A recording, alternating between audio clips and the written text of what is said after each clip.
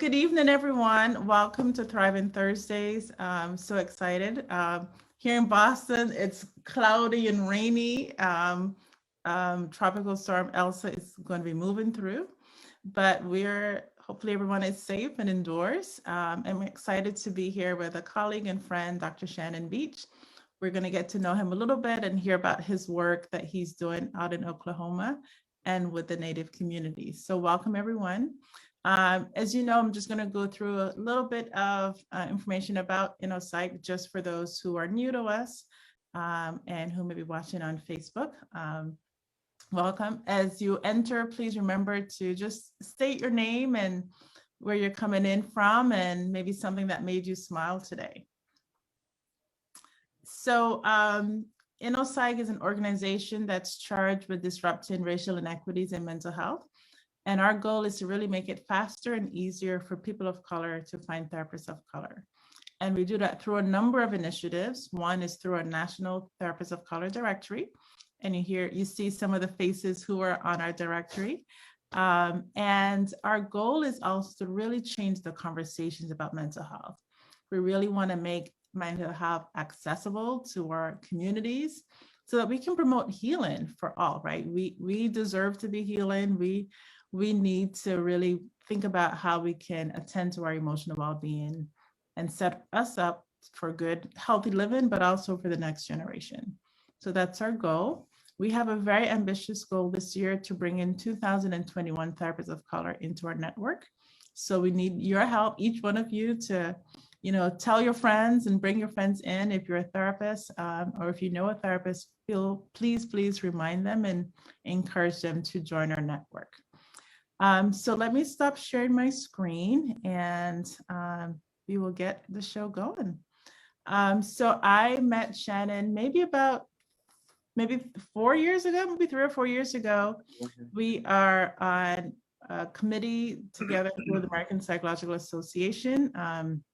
We're diversity delegates. And so just loved your energy. You have this quiet presence, hilarious, but you'd never know it because you slip in those little undercover jokes. So I really love getting to know you, and I'm excited to have a conversation and to share your work experiences and your life experience with our audience.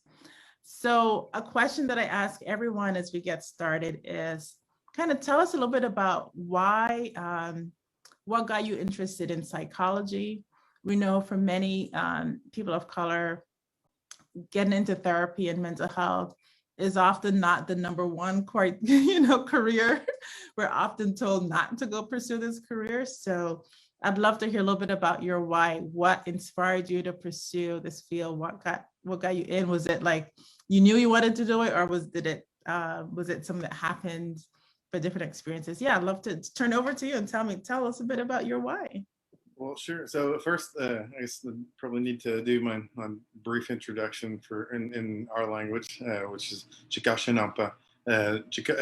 First, I'd say, yeah, Chipmash host for Shannon. That's me. I think I kind of really working on trying to learn some of this language here, trying to broaden things rather than just say, "Hi, I'm Shannon," but that's what I just said. Okay. And Choka Chafat Amenti. Muskogee, Oktaha. So what all that is the second part there after I said hello. I'm originally from Muskogee, the Muskogee Reservation. I myself am Chickasaw, but I grew up on what's today the Muskogee Reservation, which is where my mother's from. And that kind of plays into it a little bit here because my mother just recently retired as a psychologist from the Cherokee Nation. So okay. So short answer for that is, mom was a huge influence on that. Nice. Longer answer though, I really didn't want to be a psychologist until I was out of undergrad. So I was considered. I thought maybe I'd wanted to go into counseling. She was actually a master's level counselor most of my life, and whenever I finished undergrad, she went back to school and went from being a master's level counselor to psychologist. And so, not to be outdone by my mom, chase on her coattails here, and I went back as well. So oh, that's really cool. That's right. So she at what point did she go back to school to study psychology? She did her undergrad in psychology, back in the 1970s at the University of Oklahoma, and did her master's in counseling at Northeastern State over in Tahlequah.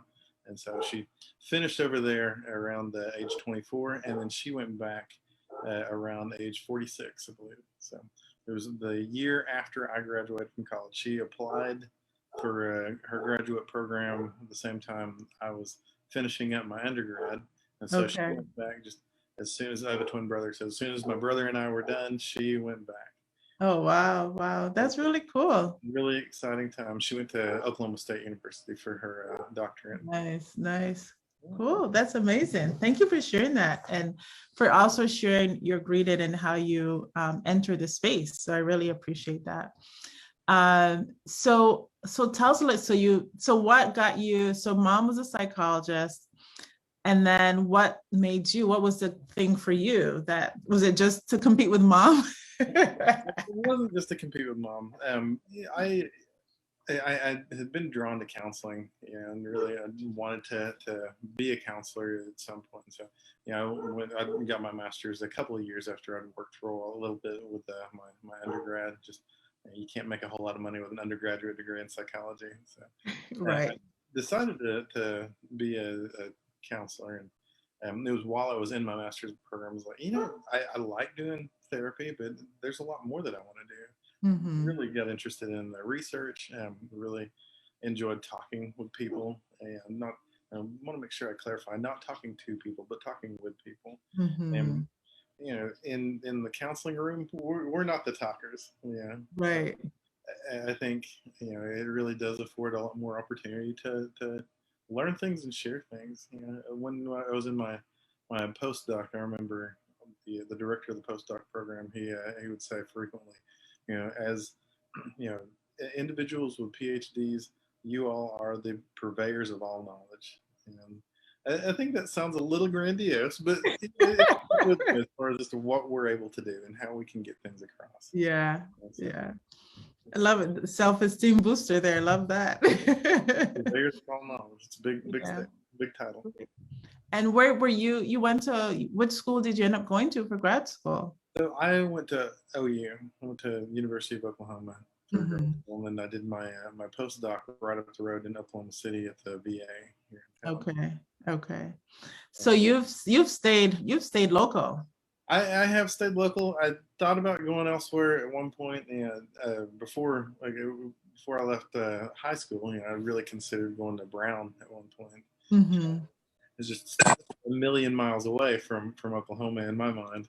But went to OU, and really where the University of Oklahoma is in Norman is a lot closer to the current homelands my tribe lives in, where the Chickasaw people live in.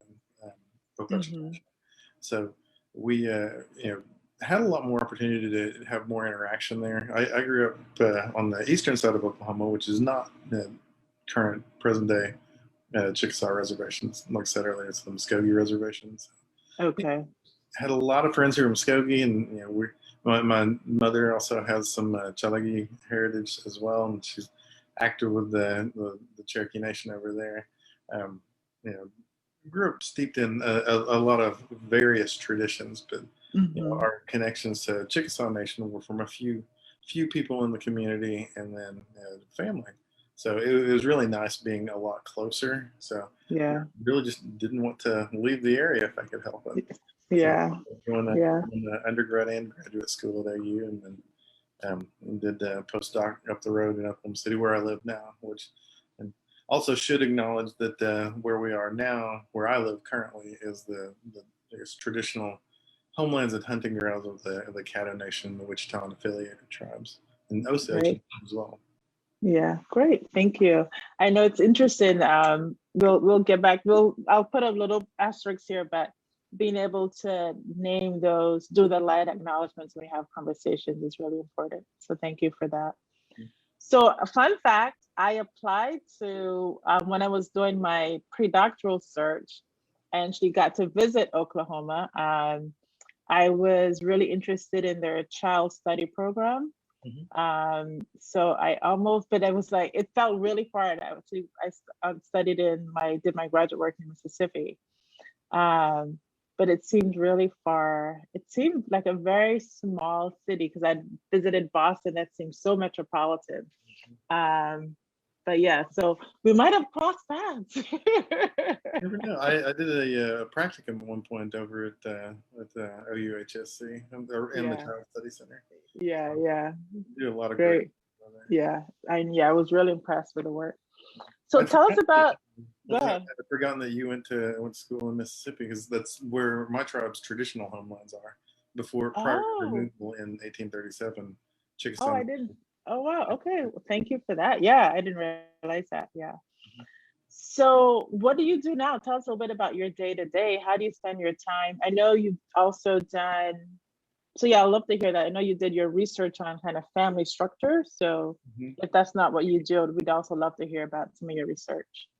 Well, so I know when I started, the whole foray into any kind of research, it was all around family and specifically with Native families. So I did do my dissertation was on Native families' perceptions of cohesion and flexibility, and then my postdoc was I mentioned it was at the VA here in Oklahoma City within the family mental health department, so couples and family psychology.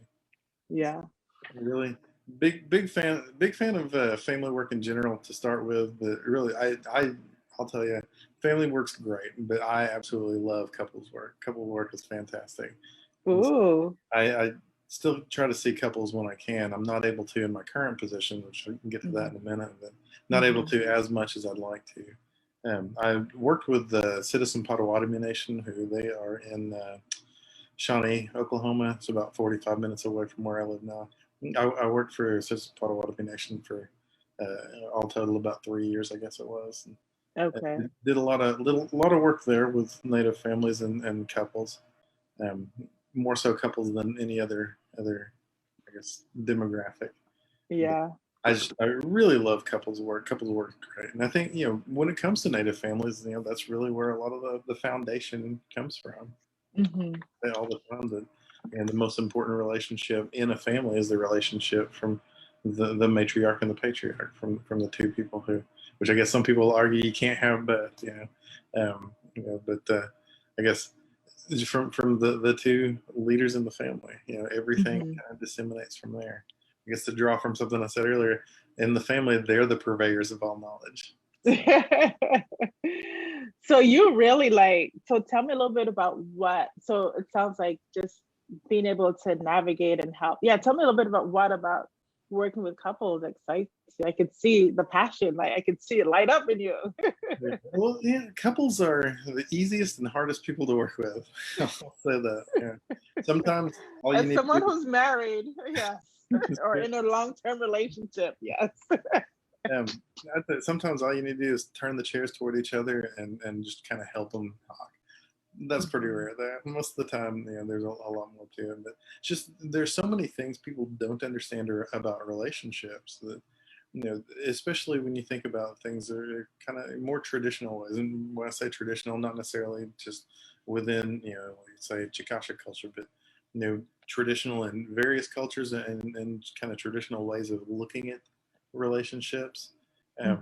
Just, I guess when I say tradition, really what I mean is what we've learned from parents and grandparents. And that stuff it really changes so much. Just in I guess over the last few decades, things have really separated, and you see that separation when you look at couples, where you see the way parents interacted with each other versus the way that you and your partner interact with each other. Right. Those dynamics are fascinating. Sometimes it's for the better, and sometimes it's not. Right. We'll see people who were married for 50 years, and they ask, well, how did you stay married that long? And sometimes the answer is something wonderful, and it has to do with a lot of respect for each other. And sometimes the answer is, well, we didn't want to pay for a divorce. So. Right, or obligation, the children. Right. Yeah. Those dynamics are fascinating. Yeah. What often do you see as a turning point for couples, if there's something when you're like, okay, they're gonna make it, what is something that indicator for you that you've helped in some way with their communication or their dynamic?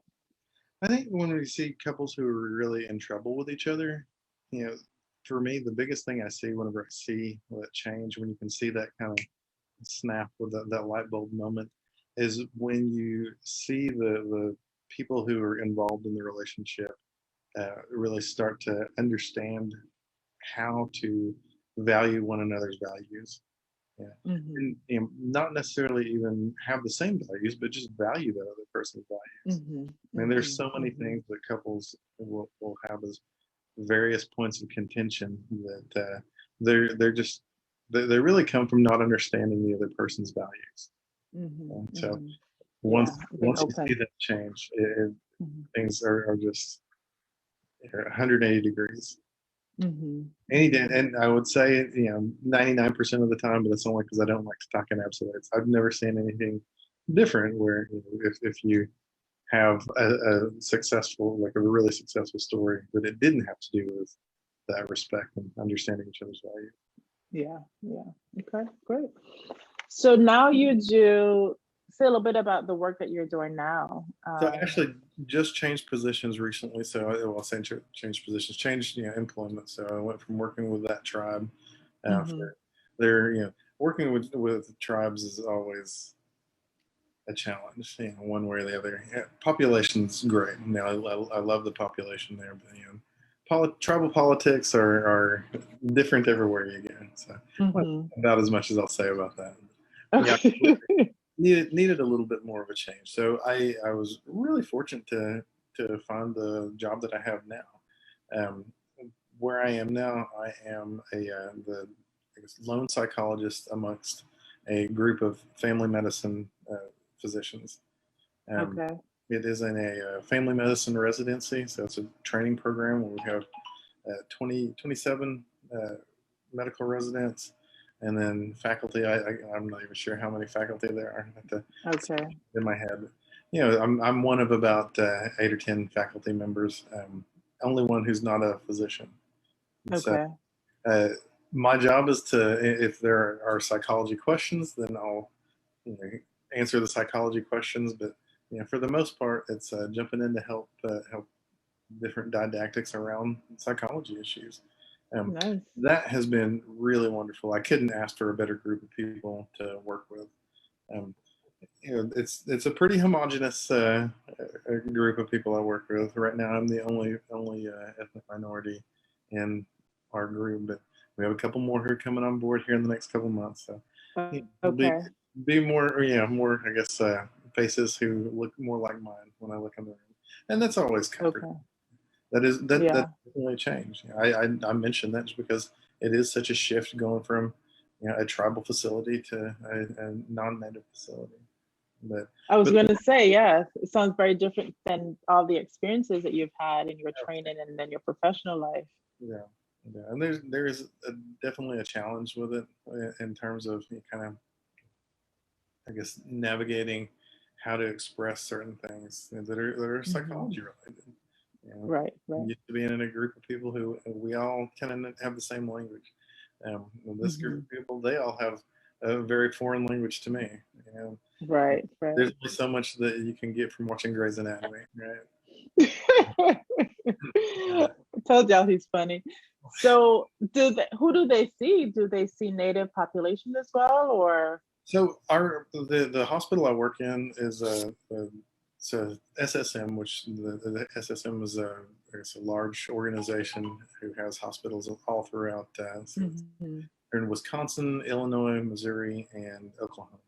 And SSM, it comes from Sisters of St. Mary, so they're affiliated with the Catholic Church. So it's a lot more of a charitable organization. So the hospital itself is a nonprofit. So our population is typically just a lot of lower SES people. Okay. So my client load right now, I have people who are from South America, from Mexico, from Canada, various parts of the U.S., a couple who are from Eastern Europe, and a couple from I think Vietnam and Korea. So I mean, Wow, very diverse. it's a very diverse population. Okay. Certainly, I'd see at least, let's see, I know I have patients who are from at least 4 or 5 different tribes in the area as well. Okay. So it's, I didn't have to give up seeing all Native people, that's for sure. But Right. I was talking about the patients I see specifically. Right. I do clinical work half a day and then Native people work the other half of the day. Okay. Great. So, well, congratulations on your new role, new position. It sounds like it's working out well. So, so let's talk a little bit about, you were talking about working with couples and working with families. Actually, before I go there, I always ask my guests this question, right? What is the impact when the clients, particularly when you first started out, working with people from your communities, from your tribe, people who when they saw you, they saw themselves or people that look like them. What has that experience been for your clients when they see you walk out into the room to get them for their therapy session? Yeah, the first time I remember this, the first time I ever had a Native client who I worked at was whenever I was in my training program. So I was still in the clinic that is housed by the graduate school. Walked out and got the first guy who he didn't say anything. I called his name, stands up, and he just kind of nods his head and then walks behind me. And we got in the room, and he said, I really remember so well. He like grabs me by my shoulders, which I wasn't expecting. This was my second week there. Right. My shoulders and says, "Thank you for being you here." So that was really, really fantastic. And so you know, we don't see, especially settings like that. You know, we don't see other Native people. So, and we're less than 2% of the population. We're not everywhere. Yeah. That's great. I had a similar experience. And I think for client, and that's why I love what I do, and I've chosen to work with, the clients, because it's like, because we know, right? We represent, I think Black psychologists represent 4% of all psychologists. I think Native it's less. So when people see us, they're so, I think get into this process with our people in our communities is hard anyway. And so I think they feel really affirmed. And it's affirming for me when someone walks out and sees, and when they're just happy, you see that smile or he grabs you, you're like, hey, we talked about no touching, Jeremy, what's happening here? That was great. So I'd love to shift a little bit. A lot of these conversations that we have, that I've been having a lot recently, particularly within this country, is the racial reckoning. Tell us a little bit about kind of the family. I talk about generational trauma, right? How does generational trauma impact the communities that you have worked with? What have you seen? So we talk all the time about all this intergenerational trauma, amongst Native people. Above all else, you see with Native groups is just a lot of distrust. They're groups of people who have been lied to for centuries. I say groups. I mean, I don't want us to all seem like just one group. Right. Over 560 federally recognized tribes. The number kind of goes up and down, so I'm not sure exactly the number today. But over 560 federally recognized tribes with all distinct cultures, and just about every one of them have had terrible, terrible stories with government interactions and interactions with authority figures. So, that certainly gets handed down. I mean, we talk about doctors in a certain way. You talk about going to the doctor. Typically you say, "Are you going to the white doctor or the Indian doctor?" And that doesn't necessarily mean that physician's ethnic background. Last time I went to the Indian doctor, I want to say he was Korean. And the last time I went to the white doctor, he was from Pakistan. But you get that language that's perpetuated, and you see different levels of trust around just those organizations. So, you know, So it's are hard. you a white doctor now? What does that mean? I guess technically I am a white doctor if you look at it that way. So I Because had it's the institution, right? It's like the yeah, institution where the, yeah, okay. it definitely goes by the institution. So if it's Okay. IHS or tribal, then it's the Indian doctor. Hmm. If you're at the non-native institution, then yeah, you're the white doctor. I hadn't thought about that until you said it. I guess Sorry that's about that. personal bubble. So. Yeah, sorry. Yeah, okay. Yeah. Those conversations we have about intergenerational trauma, I mean, they're pretty constant. I mean, we talk about removal, and we talk about things that sometimes when we talk about intergenerational trauma, the conversation really comes back around to what's going on now, and it really just becomes not intergenerational. Biggest issue we have right now, which these issues change week to week. It's within the last month there have been so many bodies of children who've been found in the residential schools, and it was just 3 schools in Canada.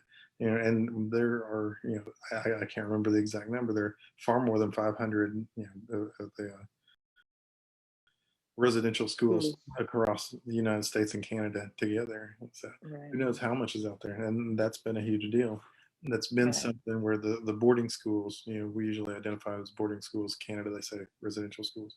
Boarding schools have been huge centers of trauma for so many people. Right. That have just been handed down, and now it comes back to where we're really re-experiencing this trauma right now, based on what we're learning about the ancestors who have been tossed away namelessly in the residential schools and the boarding schools. Yeah. So I guess at that point, the intergenerational trauma really becomes very current. Right. Right, becomes present, is not history anymore.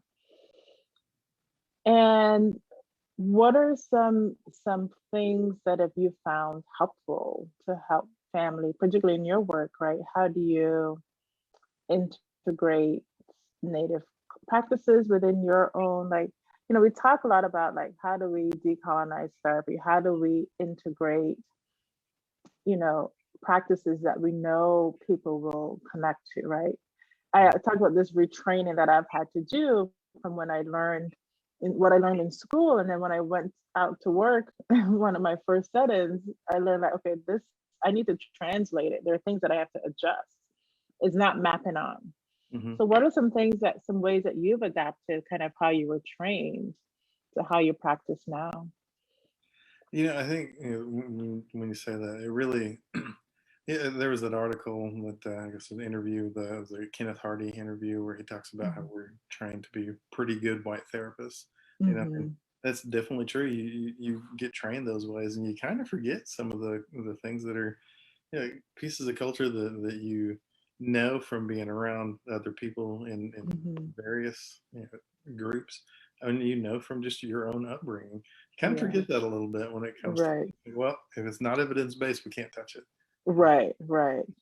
And I, not to say anything against evidence-based practice. I definitely want to go on record here saying that that's very important, but we do have to incorporate these other bits of culture to get a lot of buy-in for people, especially people who are very traditional. I mean, I've talked with people about those traditional forms of medicine that they use. We like to burn a lot of things in most native cultures.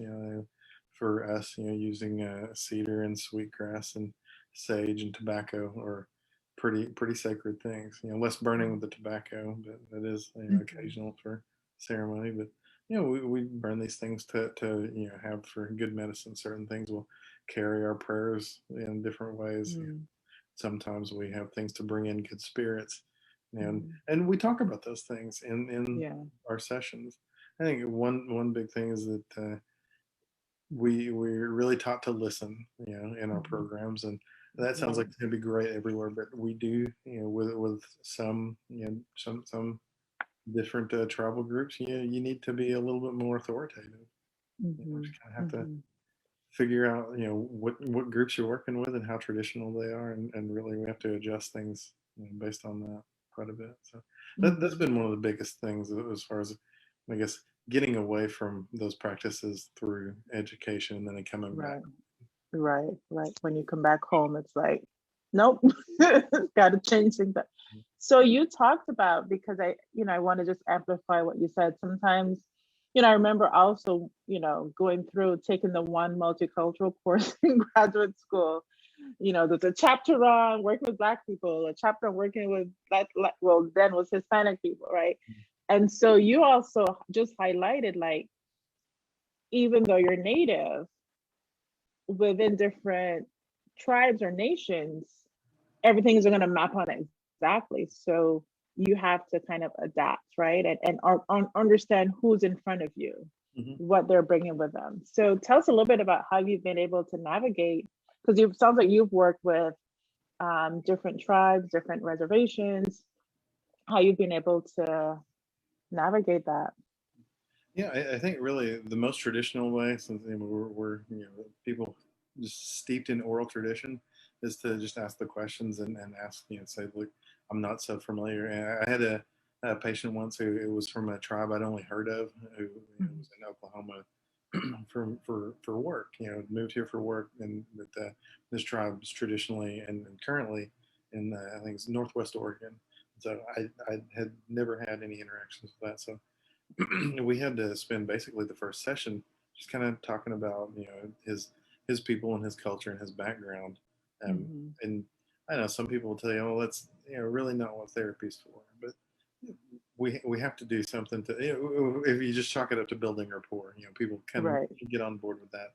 But it's a lot more than that. I mean, you're really doing a lot more, I guess, oral research for the oral history from this individual, and kind of getting some ideas about what aspects of culture are important, and what things you put more faith in. And this is somebody who turned out was very steeped in tradition and culture. People were I think they're salmon fishermen, a lot more involved in things that had to do with the water.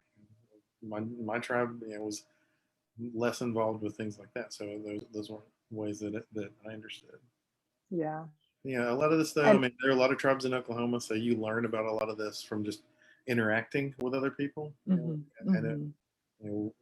There's some things that are taboo for my tribe and a lot of other southeastern tribes, that some tribes, not naming any names here, but Seminole people.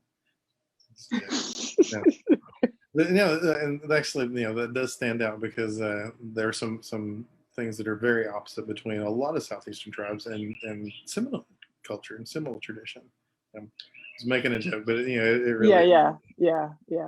And that's important to know. And I'm glad that you said that too. And we often hear, like, well, we don't want the client to educate us, but in this context, it's like, well, you're probably not going to find it in the book. So, and I'm sure the client appreciated taking that time for you to understand and be able to share that. Because if you didn't spend that time doing that, it might impact how that client would be able to build trust or relationship with you. You might have made some mistakes, right? If you just take your assumptions or the way I was raised and mapped it onto that person, it may not map on exactly. So I think really gift giving is another big thing that we kind of have to move past those, with traditional ways. Giving gifts is how you express any kind of gratitude.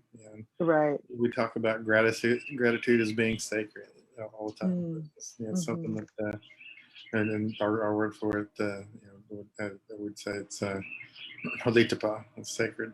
That those kinds of things, you have to honor gifts that you get from people. And when you think about what these gifts are, it may not fit in the idea of, I guess it gets kind of complicated when it comes down to the price range of ideas. Most Native people who you're going to see in therapy, they're not going to go out and buy you a car, things like that. But maybe and this happened actually to a colleague where she was gifted with a beaded belt, which if you were to go buy that beaded belt, I mean, you would likely pay several $100s, $1,000. It was gorgeous, beautiful beadwork. It was probably $20 worth of beads. Yeah, so you kind of think about things like that. But if she would have turned this gift down from this elder at that point, then it would have been hugely insulting and could have been damaging to the relationship. Yeah. She was able to kind of work her way through that and accepted it on behalf of the facility, and so it's something that's displayed there now. But those kinds of things, we have to really be considerate of it. I can't just say no. I can't take it. Well, I'm telling you, you bring up some old wounds, because I remember from my comps, this whole thing about evidence-based practice came up, and I remember I was really opposed to it because I didn't feel like it mapped on culturally.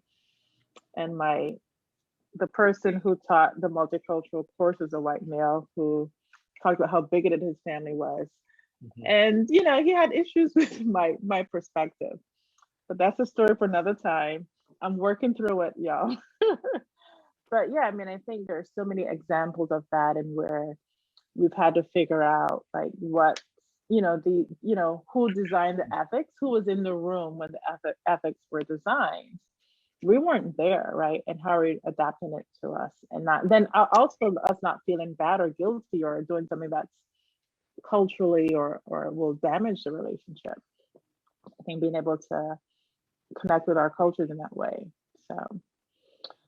So want to talk about a little bit about just a personal struggle you've experienced and how you've navigated it. I think it's really important for audiences. We talk, we really want to humanize us as therapists, but I'll talk about, a struggle we've had and then how we've worked through it, right? So sometimes I think there's this image that the therapist has it all together, but we go through stuff too.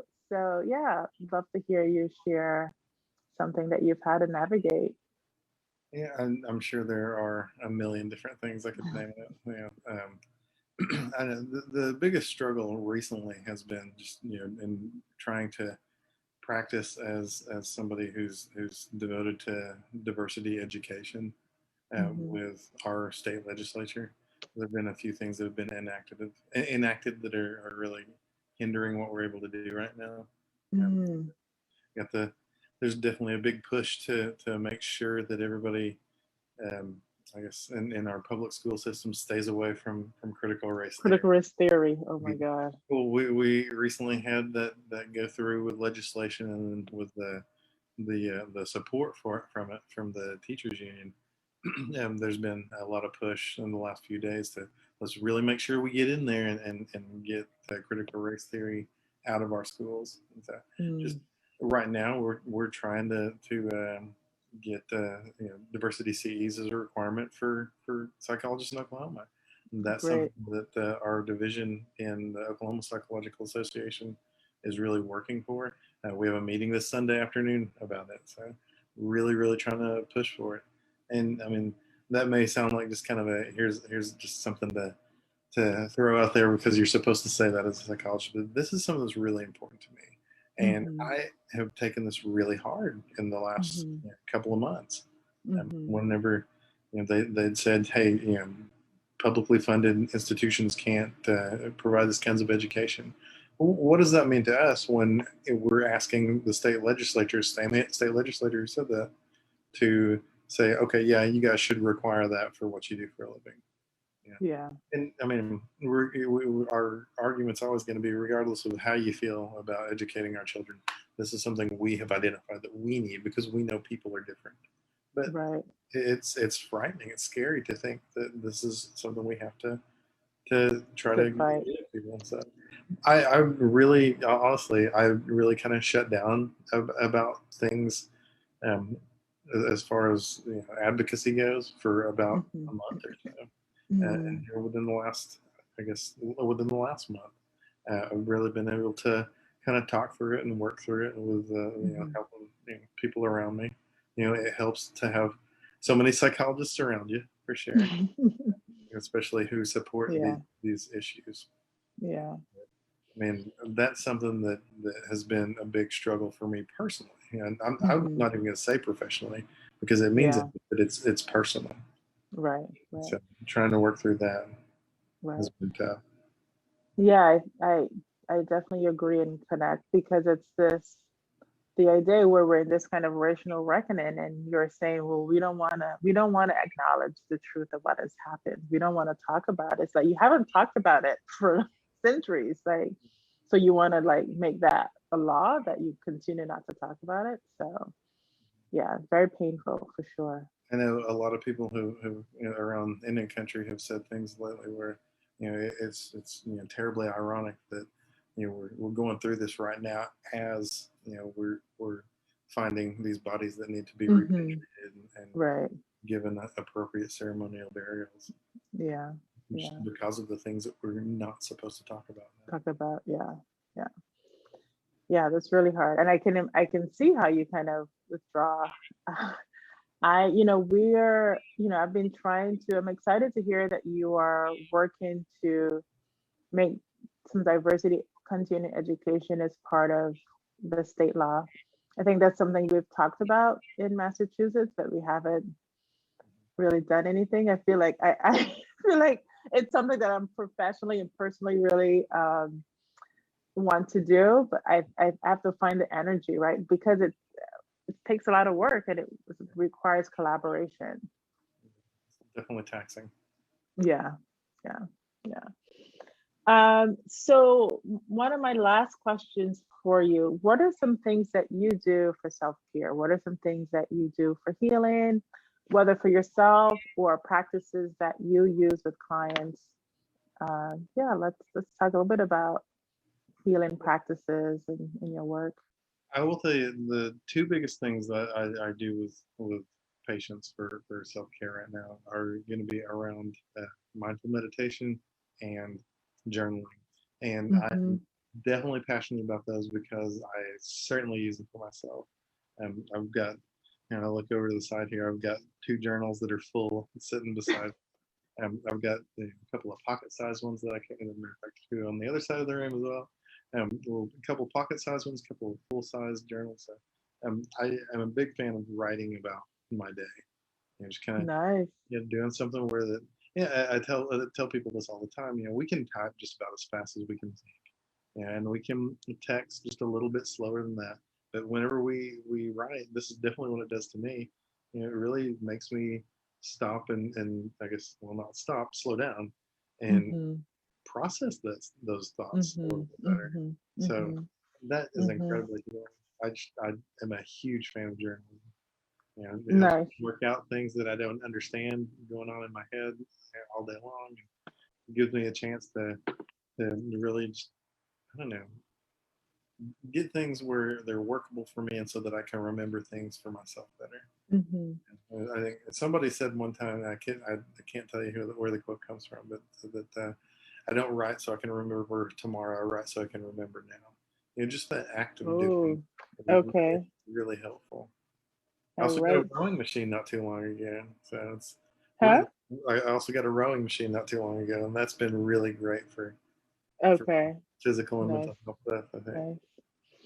So I love that you talked about journaling, because in a psych, we have a journal that we just came out with. Well, this was an old design. I went through 2 design processes, but I'm gonna send you one. It's My Time to Thrive journal.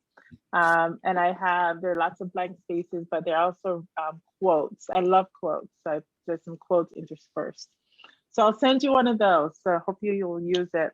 But I have actually, I'm doing, as you talk about the physical health too, hold on, folks.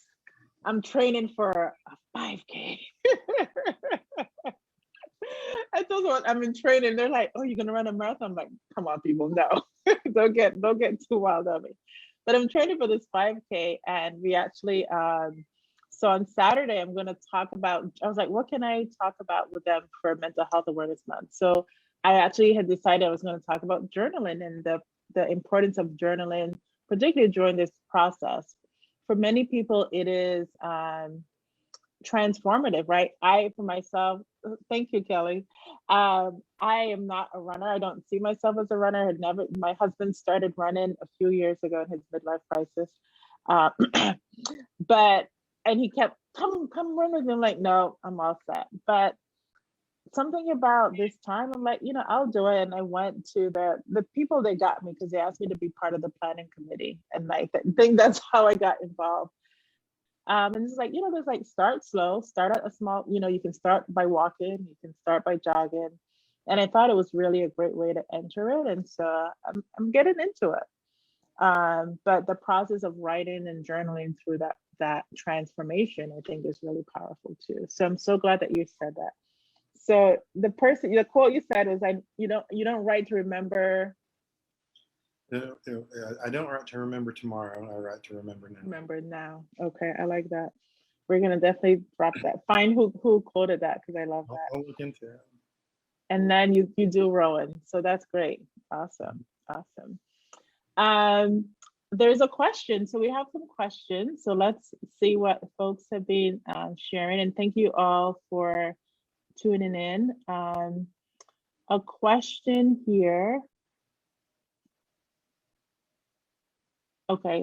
What are suggestions for the Native community healing and family healing around generational trauma of the boarding schools? So I don't know, like, what are things that people are doing that they're finding helpful? I think above all else right now, because we've had so little opportunity to mourn, just really helping people find ways to mourn is so healing. I mean, when I say we've had so little opportunity, boarding schools were around for ages and ages. I don't know about Canada. I want to say that residential schools up there, that in the manner in which we think about them, where they steal our children and put them away, they were in existence there until like the 1980s, 1990s. I'm not exactly sure. Right. And they still do operate in some capacity. Most boarding schools in America, which are still in operation, are now run by the tribe. But I mean, these are places where the children were taken away and all this damage was done. That was retraining and horrible. I mean, stealing our languages, stealing our cultures for so long. And with all this going on, didn't allow people to grieve in their own traditional ways, because our religions were illegal in my lifetime. Shortly after I was born, it was 1978. It was November 1978, and there was the law was passed that allowed us to practice our religions. Before that, Native religions were outlawed. Wow. There's just not been that opportunity to mourn. So when it comes to a lot of that, there's a lot of mourning, and not necessarily to say that we all need to just mourn the loss of our families and our ancestors, but mourn the loss of culture. Being unable to speak our native languages is just devastating. Without the language, we really don't have a chance to let the cultures thrive. At the beginning, whenever I said my greeting statement, it went from just, usually it's just Chukma Shahosafat Shannon, and it's, hi, my name's Shannon. I'm trying to expand on that, but I stumbled over it. And the reason I stumbled over it is because it's not something I grew up with. My father grew up speaking Chickasaw Nation, and because of his experiences when he was young, did not want his children to learn the language. And he is not a unique story. We've had so many people who have gone through things where they'd have, they'd receive beatings and would be admonished in countless horrific ways. Would have, fingers and tongues severed from speaking your own language. And so, taking that away is really taking the culture. So, we have to have a chance to mourn those losses too. And then when it comes to the things, like just learning to be abusive people in whatever manner that abuse is, we really can't say enough that therapy is healing for that when somebody wants to change, wants to heal. So when it comes to those things, with those intergenerational traumas, we have to intervene. I think I just can't say enough. Allow people to mourn. Okay. We have another question for you from Kelly. If there's time, what actions do the white psychologists need to do now? As far as white psychologists go, I think, most white psychologists I know really want to help. And so I think, help's great. At the same time, I think allyship is great too. And, I think I heard someone wisely once say that allies are supposed to just kind of be there and get out of the way. So I don't know if you remember that. That was a wise psychologist named Charmaine Jackman who spoke at the Oklahoma Psychological Association as our keynote last year. I said that. Really great stuff. Something like that. Basically, that's what an ally does. And so, just being there and being supportive, but being there. I think being present is huge. It's important not to just sit and say, I'm supportive in my heart and in my mind, but that presence is important as well. And it shows a lot of solidarity, and shows that it's not just this small group. That there's a lot more. There are a lot more people who care about this. Right. I think, to add on to that, and I saw Kelly on mute, so I bet she has a follow-up question. Yeah, I mean, I think the experience that I have found a lot working at board levels, and that when things come up, my white colleagues often stay silent, right, in the moment, and they may come up to me afterwards and say, "Oh, I'm glad you spoke up," or, "I'm sorry that happened." And like, well, if you notice, like, I wish you had said something in that moment. So I think the silence has to people have to get over the fear, because we feel it too. So it's like speaking up isn't easier for me. It actually feels really hard. But I do it anyway, because I can no longer stay silent when I see injustice. So. I mean, I was just hoping, or I know not to put like the whole burden on how do we right these wrongs and stuff, but just in, listening to Kendi Abrahimi talking about anti-racism, and thinking about, I trained in Oklahoma and lived on the Great Lakes a lot of my life, and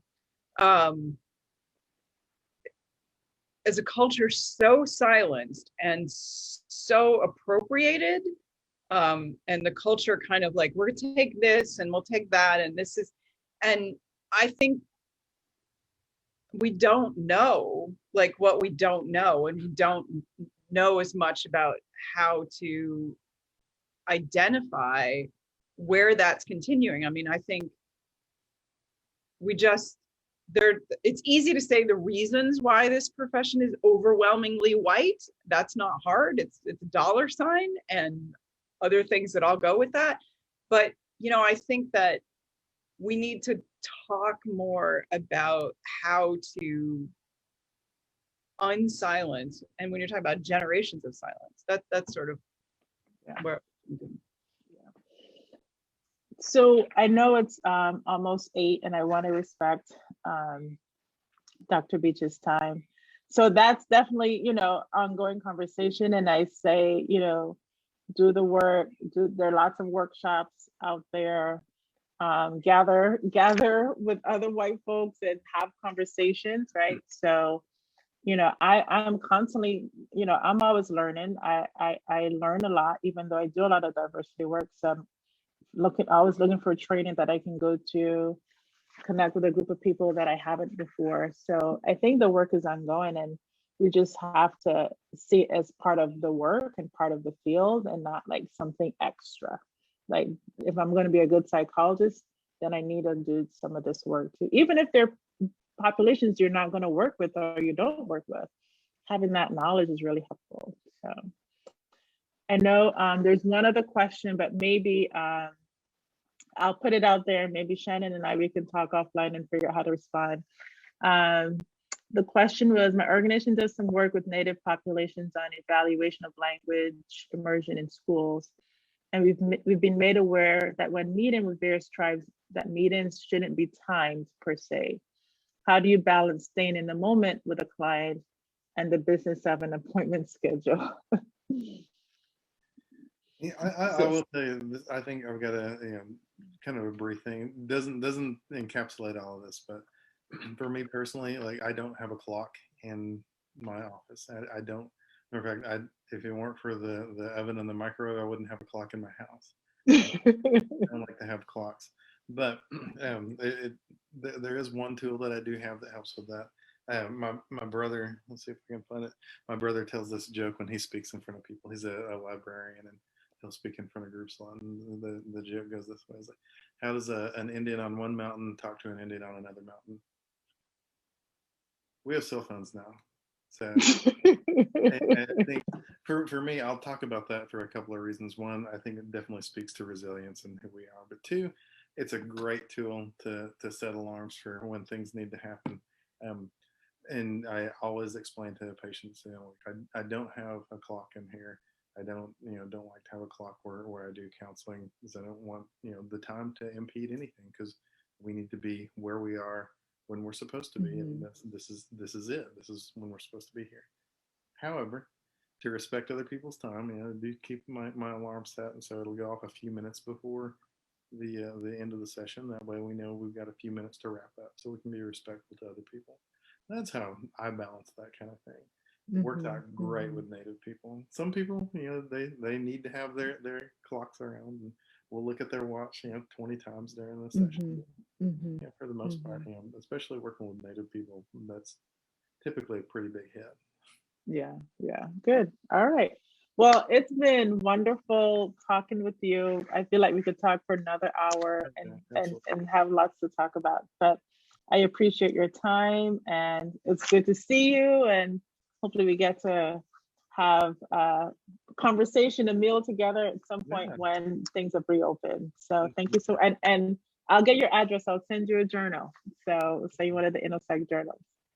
One thing I would add real quick, if anybody needs to try to find any other information out, reach out to a Native psychologist, and you can access the I guess wide range of different Native peoples if you go to the Society for Indian Psychologists website. I believe it's just sip.org. Might double check and see. Okay, so yeah, we'll do a recap, and we'll put that Society for Indian Psychologists. So there's lots of resources and information. Able to get you in touch with anything, and that organization is really just growing and growing as much as it can with under 500. Nice. Great, awesome, wonderful. Thank you so much, Shannon, and we'll be in touch. Absolutely. Thank you everyone for joining InnoPsych. We'll be back next week with Dr. Kip, who's also a Native psychologist. She is out on I think she's in California. But as we continue to honor and celebrate mental health, BIPOC Mental Health Awareness Month, we'll continue these conversations about the work that we're doing as psychologists of color in our field. Thank you all for coming, and see you next week.